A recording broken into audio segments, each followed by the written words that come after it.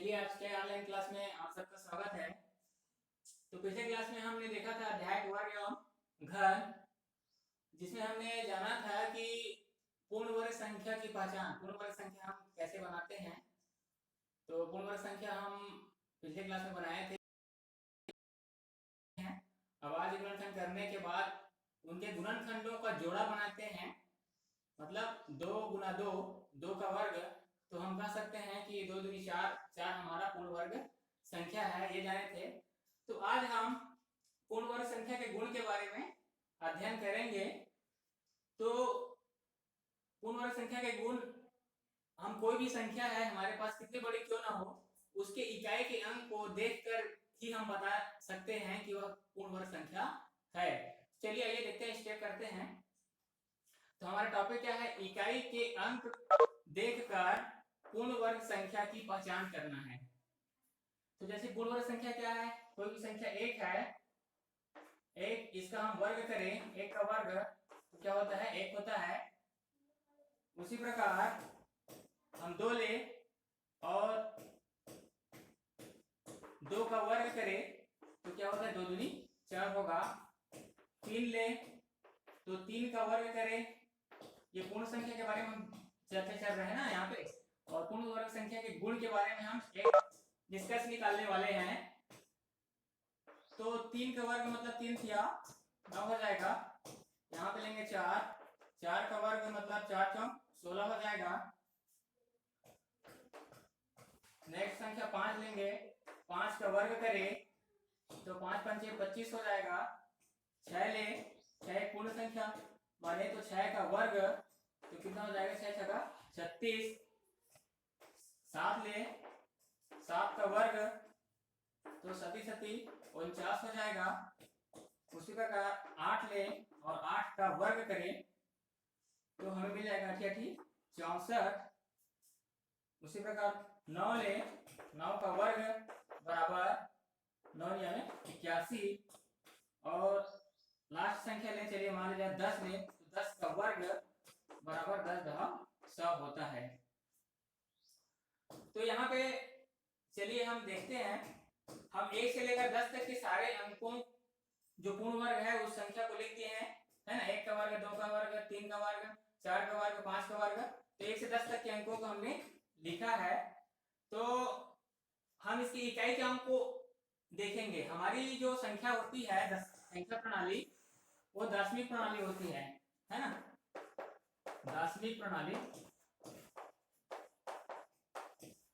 दशमिक प्रणाली में क्या होती है? संख्या 0 से लेकर 4, 5, 6, 7, 8 और 9, जितने सारे कितने अंकों की संख्या क्यों ना हो, इन्हीं 10 अंकों से मिलकर बड़ी होती है। तो चलिए हम इन संख्याओं की इकाई में देखते हैं कि इस संख्या की इकाई में क्या क्या नहीं दिख रहा है। तो जो संख्या नहीं दिखाई देगा, ये तो हमने बताया कि पूर्ण संख्या है, सारे हमने लिखा पूर्ण वर्ग संख्या है। तो पूर्ण वर्ग संख्या की इकाई में ढूंढो कि इन 0 से लेकर 9 तक के अंक क्या क्या दिखाई नहीं दे रहे हैं। तो चलिए देखते हैं। यहाँ पे इकाई देखेंगे, 2 हो गया, 9 हो गया, 5 हो गया, इकाई में 9 हो गया, 1 हो गया, 1 दिख रहा है यहाँ पे ना। यहाँ पे देखें, देखिए इसकी इकाई में क्या दिख रहा है? 2 नहीं दिख रहा है ना। एक अंक हमने पहचाना कि 2 इसकी इकाई में नहीं दिख रहा है, किसी भी संख्या की इकाई में 2 नहीं दिख रहा है। अगला अंक चलिए, 2 के बाद 3 ढूंढते हैं। 2 3 3 दिख रहा है क्या? 3 भी नहीं दिख रहा है। अगला अंक देखते हैं, 4 देखते हैं, 4 तो दिख रहा है यहाँ पे। चलिए 5 देखते हैं, 5 भी दिख रहा है। 6 ढूंढते हैं, 6 यहाँ पे दिख रहा है। 7 को ढूंढिए, 7 ढूंढते हैं, 7 नहीं दिखाई दे रहा है। और 8 संख्या देखते हैं इकाई में, यहाँ पे 9 है तो 8 नहीं दिखाई दे रहा है।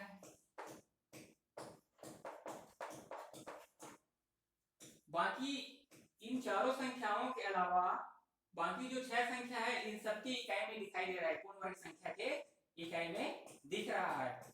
तो अब हम यहाँ पे क्या निष्कर्ष निकालेंगे बच्चों? ये तो पूर्ण वर्ग संख्या हमें पता है वर्ग करके। तो अब क्या कहेंगे कि जिस संख्या के इकाई में 2, 3, 7 और 8 हो, तो हम कह सकते हैं कि वह कितनी बड़ी क्यों संख्या ना हो, वह पूर्ण संख्या नहीं है। तो निष्कर्ष हम लिख सकते हैं यहाँ पे,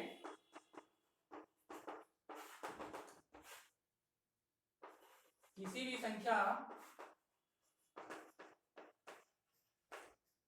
के इकाई में 2, 3, 7 और 8 हो, तो वह संख्या पूर्ण वर्ग संख्या है क्या? चलिए बताइए, तो है? नहीं है, पूर्ण वर्ग संख्या होगा। तो यहां से हमने एक निष्कर्ष निकाल लिया कि कितनी बड़ी भी क्यों संख्या ना हो, क्यों ना हो, अगर उसकी इकाई में 2, 3, 7 और 8 दिखाई दे, तब हम कहेंगे वह पूर्ण वर्ग संख्या नहीं है। और इसके अलावा कोई और संख्या दिखाई दे, है ना, हमारे 10वीं प्रणाली में इसके अलावा और कोई भी संख्या दिखाई दे, तो हम कह सकते हैं कि वह पूर्ण वर्ग संख्या है। तो चलिए एग्जांपल में समझते हैं। चलिए बताएंगे आप लोग कि इकाई के अंक को देखकर पहचानना है ना, इसके अंक से पहचानना है। पहला 5470, दूसरा 5327, तीसरा 301। तो बच्चों इसकी इकाई के अंक को देखकर हम बता सकते हैं। तो चलिए बताइए, तो पहला बताइए, क्या यह पूर्ण वर्ग संख्या होगा?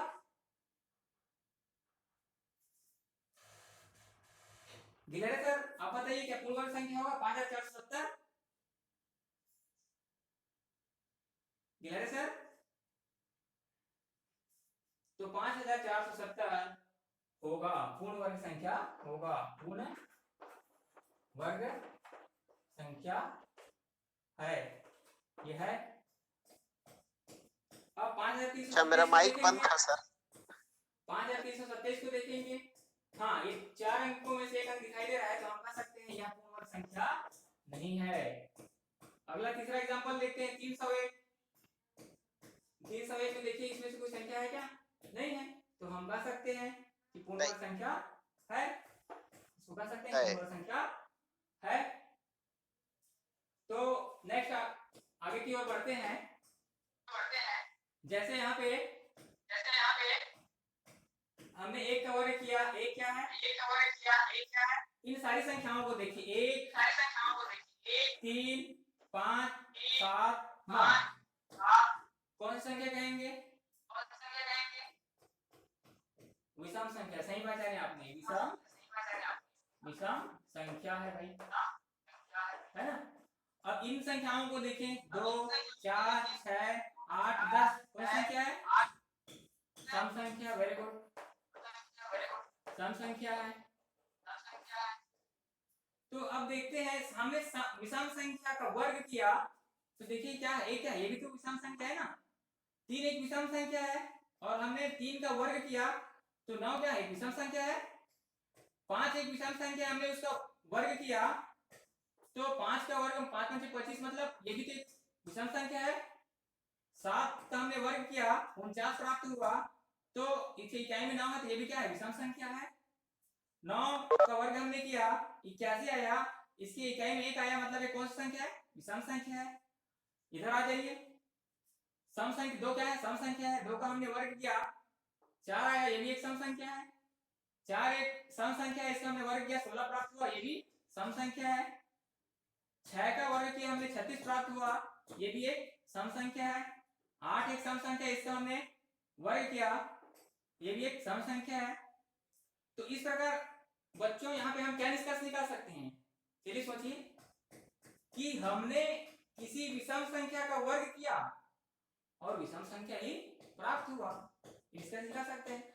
और क्या कह सकते हैं कि सम संख्या का वर्ग करें तो सम संख्या प्राप्त होती है। तो यहाँ पे हम दूसरा निष्कर्ष क्या लिखेंगे?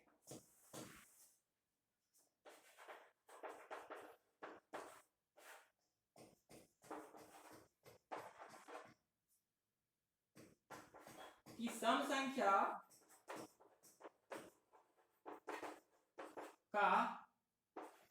वर्ग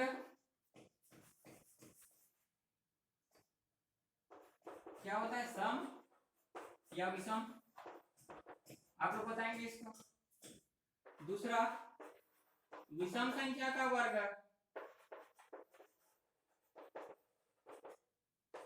करें तो क्या होता है भाई, क्या प्राप्त होता है, सम या विषम।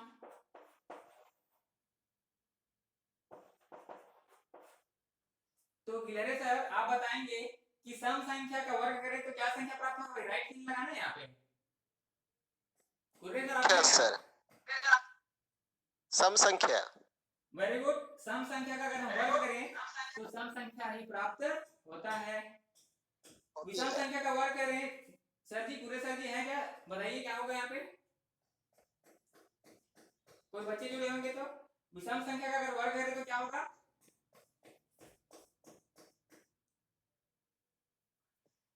विषम संख्या ही होगा। वेरी गुड, विषम संख्या का वर्ग में विषम ही आएगा सर। जी सर, तो हम यही निष्कर्ष बताना चाह रहे थे। तो अगर बच्चे जुड़े होंगे तो स्क्रीनशॉट लेकर रख सकते हैं, बाकी काफी नोट डाउन करने के लिए। और जैसे आपको फुल स्क्रीन में नहीं दिखाई दे रहा होगा तो आप जिस उसमें मैं जिस चित्र में पढ़ा रहा हूँ उसको आप 2 बार दबाएंगे तो आपको फुल स्क्रीन में दिखाई देगा और क्लियर दिखाई देगा। कोई भी जुड़े हो हमारे शिक्षक साथी या हमारे विद्यार्थी, तो मैं जहाँ से टीच कर रहा हूँ वो वाला स्क्रीन को डबल टैप करेंगे तो फुल स्क्रीन दिखाई देगा, और फुल स्क्रीन लेने के बाद आप उसको स्क्रीनशॉट लेकर रख सकते हैं। तो चलिए हम अगले टॉपिक की ओर बढ़े स्टूडेंट्स।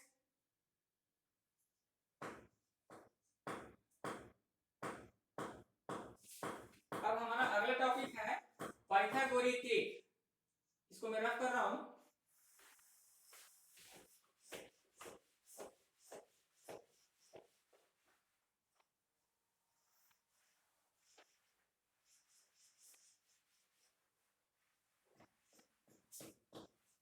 देखेंगे पाइथागोरस ट्रिक।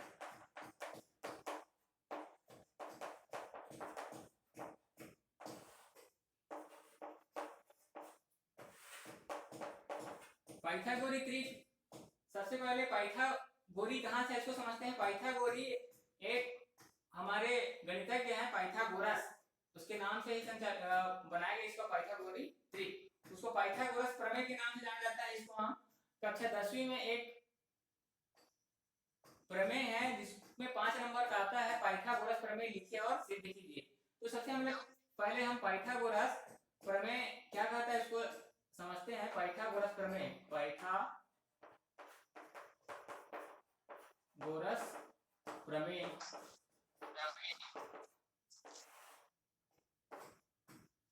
क्या कहता है, कोई भी ये लगता है कोई भी त्रिभुज, समकोण त्रिभुज में लगता है, समकोण त्रिभुज में लागू होता है।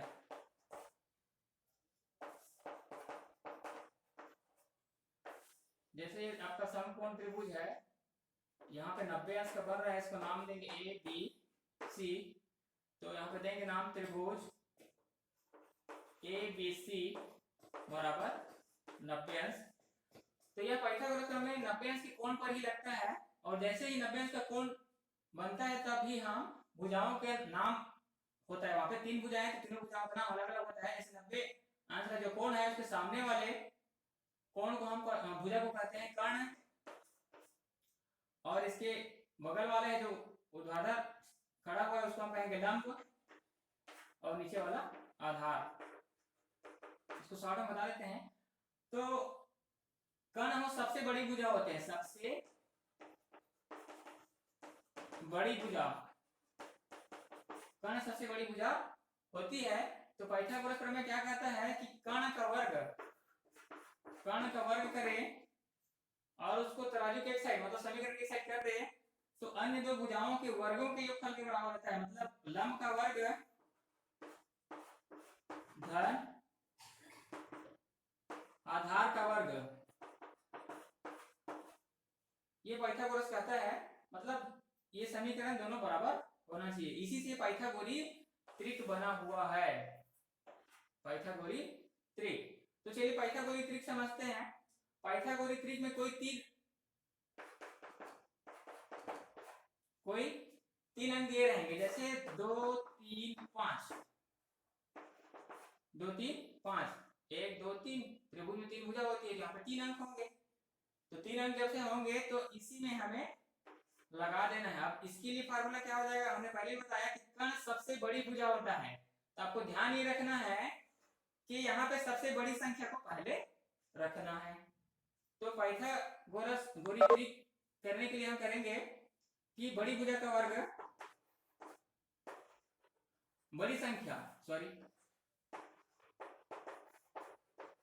संख्या का वर्ग बराबर दोनों छोटी संख्याओं का वर्गों के योगफल के बराबर हो। तो पहली छोटी संख्या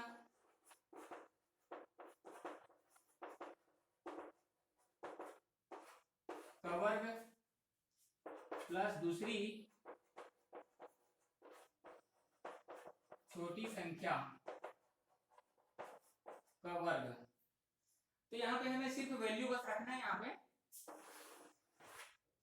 तो चलिए अब हमें जांचना है। अब इसको जांचेंगे कैसे, तो हमें पता है कि बीच में अगर बराबर का साइन हो तो हम कहेंगे वह समीकरण है। समीकरण है मतलब वह दोनों पक्ष बराबर होगा, लेफ्ट हैंड साइड और राइट हैंड साइड, मतलब हमारा तराजू दोनों बराबर होगा पलड़ा।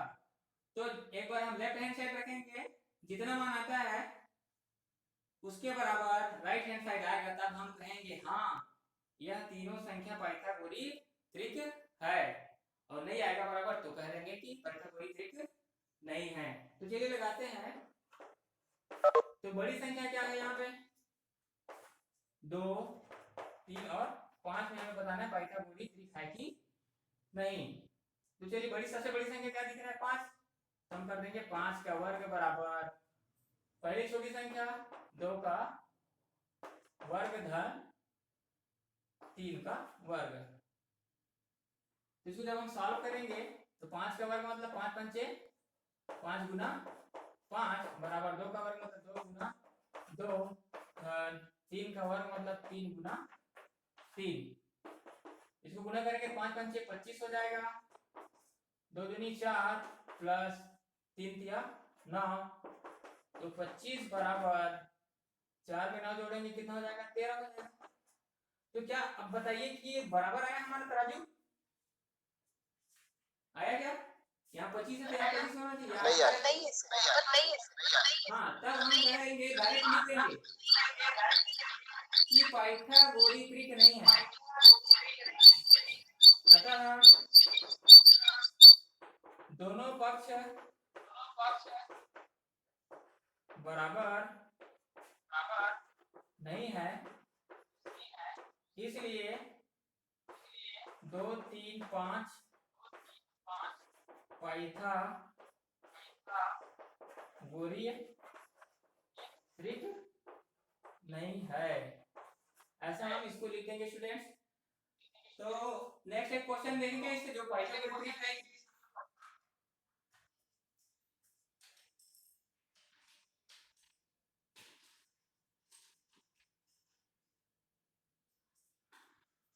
तो इसको नोट कर लेंगे। एक सवाल देखते हैं जो पाइथागोरस प्रमेय पाइथागोरीय होगा, इसको रख कर रहा हूं मैं।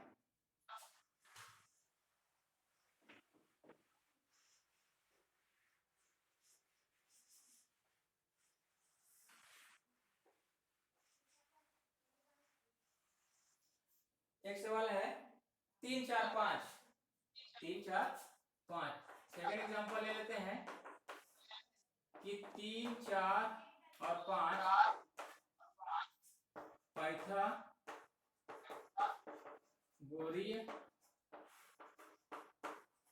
है या नहीं, ये आपको बताना है। हल तो सबसे पहले हमें काम वही करना है, क्वेश्चन के ऊपर लिखिए 3 4 और 5। तो इसमें बच्चों सबसे बड़ी संख्या क्या दिख रहा है, 3 4 और 5 में 5। तो पाइथागोरस का एक बार फॉर्मूला लिख देते हैं कि बड़ी संख्या का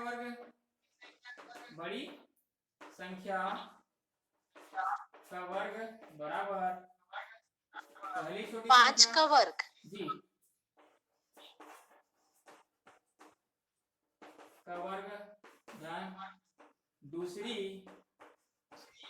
छोटी संख्या का वर्ग इसमें रखेंगे तो क्या हो जाएगा, 5 का वर्ग बराबर 4 का वर्ग 25। धन, सॉरी 3 का वर्ग है ना, सबसे पहले छोटा क्या, 3 का वर्ग धन 4 का वर्ग। इसमें कोई दिक्कत नहीं, इसको पहले लिखेंगे तो भी। चलिए इसको देखते हैं। तो 5 गुना 5, 5 का वर्ग मतलब 3 का वर्ग मतलब 3 गुना 3 धन 4 का वर्ग मतलब 4 गुना 4। इसको सॉल्व करते हैं। 5 5 25, 3 तिया 9 धन 4 4 16। तो 25 बराबर 9 में 16 जोड़ेंगे तो 25। तो देखिए हमारा तराजू बराबर आ गया, समीकरण बराबर आ गया। तो क्या कर सकते हैं स्टूडेंट, क्या कर सकते हैं, क्या है ये, पाइथागोरस ट्रिक है कि नहीं? पाइथागोरस ट्रिक है। एक मिनट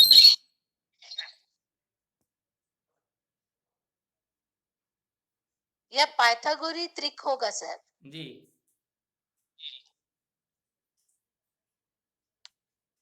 सभी का माइक चालू करोगे तो फिर वो किरकार करता है। हाँ बंद कर दिया ना सर मैं। तो इसको कहेंगे पाइथागोरस ट्रिक है, पाइथागोरस ट्रिक है।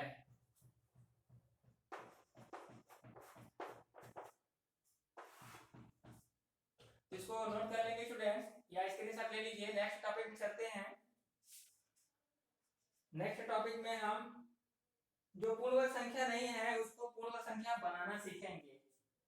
क्या नहीं है, जो पूर्ण वर्ग संख्या नहीं है, मतलब किसी संख्या के इकाई में क्या हो तो पूर्ण वर्ग संख्या नहीं होगा, 2 होगा, 3 होगा, 7 और 8 होगा, तो पूर्ण वर्ग संख्या नहीं है। तो ऐसे संख्या को हम पूर्ण वर्ग संख्या बनाना सीखेंगे अभी।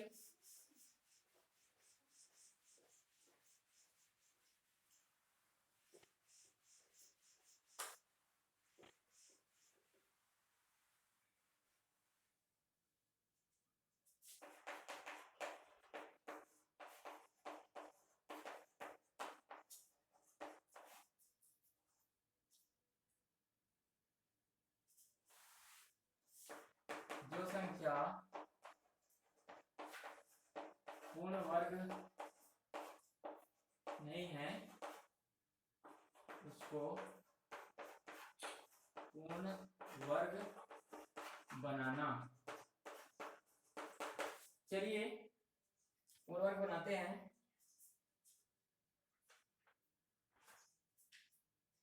जैसे बोला गया है कि 200 को पूर्ण वर्ग संख्या बनाइए, है ना। एक क्वेश्चन है कि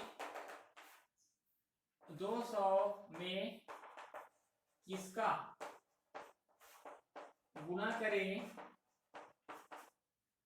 कि वह पूर्ण वर्ग संख्या बन जाए, पूर्ण संख्या बन जाए। 200 में किसका गुणा करें कि गुणनफल पूर्ण वर्ग संख्या बन जाए। तो यहाँ पे सबसे पहले दोस्तों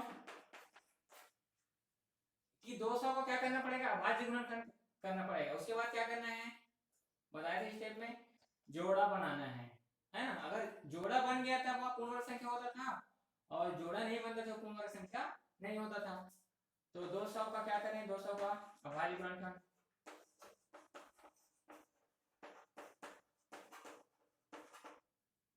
चलिए अभाज्य गुणनखंड कर लेते हैं। 200 कितना जाएगा, 2 से जाएगा, 2 कम 2, 2 शून्य 0, 2 शून्य 0, 2 से फिर जाएगा क्योंकि इकाई में 0 है। इस एक में नहीं जाएगा, 2 तो 0 हो गया, 2 शून्य 0, दोनों लिए 2 5 10 और 2 शून्य 0, फिर 2 कर दिए, 2 शून्य 0, 2 दूनी 4, यहाँ पे 5 में 4 घटाएंगे 1 बचेगा। अब यहाँ पे 10 हो गया, 2 5 10। अब ये 25 जाएगा क्या, 2 से नहीं जाएगा, 3 से भी नहीं जाएगा, डायरेक्ट ये 5 से जाएगा। अभाज्य गुणनखंड का मतलब होता है अभाज्य संख्याओं से भाग देना। तो चलिए 5 से देते हैं, तो 5 शून्य शून्य, 2 में जाएगा क्या, नहीं जाएगा, 5 शून्य शून्य, दोनों को लिए 5 पंचे 25 और 5 का अगेन 5 शून्य शून्य 5 शून्य शून्य 5 का 5। तो 200 के गुणनखंडों को लिखते हैं, 200 बराबर 2 गुना 2 कितने बार है, 1 2 3 गुना 2 और 5 कितने बार है, 1 2 5 2 बार 5 गुना 5। तो चलिए जोड़ा बनाने पर संख्याओं का जोड़ा बनाएंगे। तो यहाँ पे ये 2 का पहला जोड़ा और ये 2 तो अकेले हो गया, और देखते हैं नेक्स्ट दूसरा जोड़ा बन रहा है कि हाँ 5 का बन रहा है जोड़ा। तो इसको हम लिख क्या सकते हैं, 200 बराबर 2 का वर्ग गुना 5 का वर्ग, और जो अकेले छूट रहा है उसको लिख देते हैं गुना, तो ये अकेले छूट रहा है ना, इसको हमने लास्ट में लिख दिया। तो हमने पहले ही बताया था कि जो 2 का वर्ग है मतलब संख्याओं का जोड़ा बने तभी वह क्या होता है, पूर्ण वर्ग संख्या होती है, 2 का तो नहीं बन रहा है। अब हमें क्वेश्चन में बोला गया कि 200 में किसका गुणा करें, किसका गुणा करें, ऐसे गुणा करें। तो चलिए बताइए, तो इस संख्या में किसका गुणा करें तो इसका जोड़ा बन जाए 2 का, 2 का करेंगे, है ना, 2 का करेंगे, जोड़ा बनेगा कि नहीं बनेगा। तो यहाँ पे हम क्या कहेंगे कि 2 का गुणा करने पर 200 पूर्ण वर्ग संख्या बन जाएगा। इसलिए 200 में 2 का गुणा करने पर पूर्ण वर्ग संख्या बन जाएगा। यहीं पे देखेंगे स्टूडेंट, अब गुणा करने वाला क्वेश्चन आ गया है, तो हम 2 1 लाएंगे तो जोड़ा बन गया। अब दूसरा कंडीशन आ सकता है कि 200 में किसका भाग दें, 200 में किसका भाग दें, तो इस 2 को हटाने के लिए क्या करना है, भाग देना है किसका, इसी 2 का अगर हम भाग दे दें तो 2 एकम 2 2 एकम 2 कट जाएगा, तो पूरा 2 हट जाएगा यहाँ पे। तो हम यहाँ पे 2 का भाग देंगे तो भी यह पूर्ण वर्ग संख्या बन जाएगा। तो इस प्रकार कोई भी जो पूर्ण वर्ग संख्या नहीं है, 2 ही कंडीशन में पूर्ण वर्ग संख्या बनाई जा सकती है, एक गुणा करके और एक भाग करके। तो आई होप ये समझ में आया होगा, तो इसको नोट डाउन करेंगे।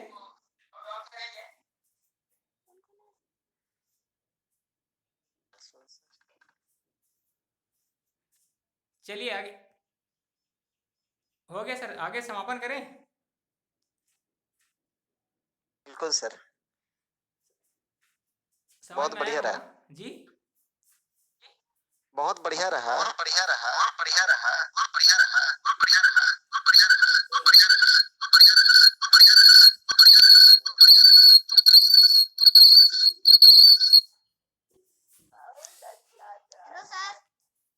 अभी कोई बच्चे जुड़े हैं क्या, बच्चे की आवाज आ रही है सर। मेरे बच्चे हैं, तो चलिए फिर नेक्स्ट क्लास में मिलते हैं, बाय। ठीक है मैम,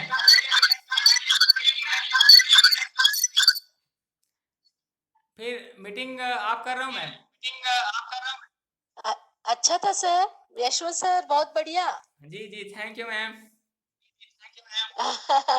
अच्छा रहा क्लास। अच्छा इसमें ब्लैक बोर्ड में ठीक दिखाई दे रहा है ना, ब्लैक बोर्ड में सर दिखाई दे रहा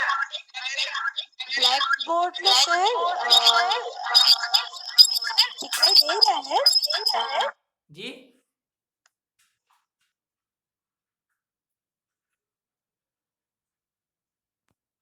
हाँ चलिए बोलिए मैम, ब्लैक बोर्ड में ठीक दिखाई दे रहा है क्लियर सर। बिल्कुल ठीक है, लेकिन थोड़ा सा दूर हो रहा है, छोटा हो रहा है अक्षर। छोटा हो रहा है ना, एक्चुअली ब्लैक बोर्ड में छोटा है, हाँ, और नजदीक करूंगा तो और नहीं आएगा ना, एक्चुअली में जूम ऑप्शन नहीं रहता है इसमें। हल्का सा नजदीक आ सकता है सर। नजदीक करूँ क्या, ब्लैक बोर्ड से बाहर भी थोड़ा एरिया दिखाई दे रहा है आपका।